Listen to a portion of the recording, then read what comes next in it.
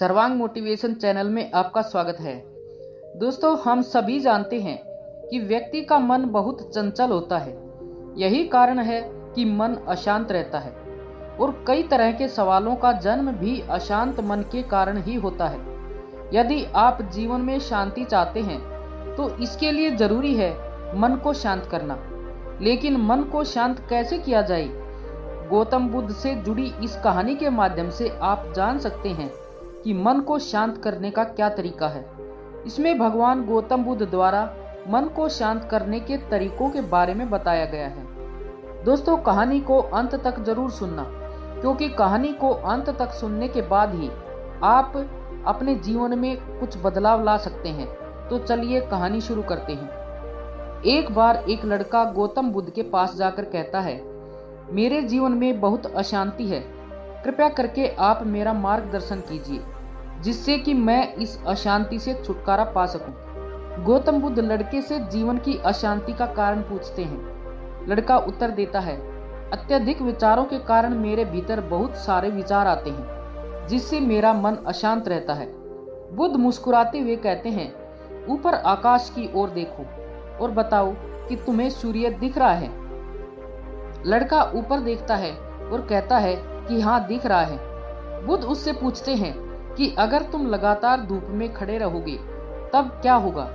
वह कहता है कि मुझे अत्यधिक गर्मी लगेगी और मेरे शरीर में बेचैनी होगी। बुद्ध लड़के से कहते हैं कि अगर धूप में खड़े रहने से तुम्हें गर्मी लगती है तो इसमें दोष किसका है, सूर्य के ताप का या तुम्हारा? लड़का कुछ देर सोचने के बाद कहता है, इसका जवाब आप ही बताएं। बुद्ध कहते हैं, सूर्य का काम है ताप देना और ताप का काम है गर्मी लगाना। ऐसे में तो दोष तुम्हारा ही है कि तुम धूप में जाकर खड़े हुए जिससे कि तुम्हें गर्मी लगी। अगर तुम्हें शीतलता चाहिए तो तुम्हें छांव में रहना होगा। ठीक इसी तरह चंचल मन का भी स्वभाव होता है विचारों और भावनाओं को जागृत करना। विचार क्षण भर के लिए होते हैं, लेकिन विचारों से पैदा हुई भावनाएं देर तक टिकी रहती हैं। लेकिन यह तुम्हें निर्णय लेना है कि तुम्हें विचार और भावनाओं के साथ चलना है या अलग दिशा बनानी है। बुद्ध कहते हैं कि मन को शांत करने के लिए तन के आयाम पर काम करना सबसे आसान तरीका है। शरीर के स्तर पर हमारी कर्मेंद्रियां और ज्ञानेंद्रियां हैं। कर्मेंद्रियां कर्म और ज्ञानेंद्रियां ज्ञान से जुड़ी होती हैं। इससे हम अपनी संवेदनशीलता को बढ़ा सकते हैं, यानी हम जो भी काम करें उसे आनंद के साथ करें। मन के आयाम से हटकर तन के आयाम पर जाने से ही तुम्हारा चित्त शांत होगा। ऐसा करने से तुम मन के आयाम से हटकर शरीर के आयाम पर आ जाओगे। ठीक उसी तरह जैसे तुम धूप से हटकर छांव में आ सकते थे।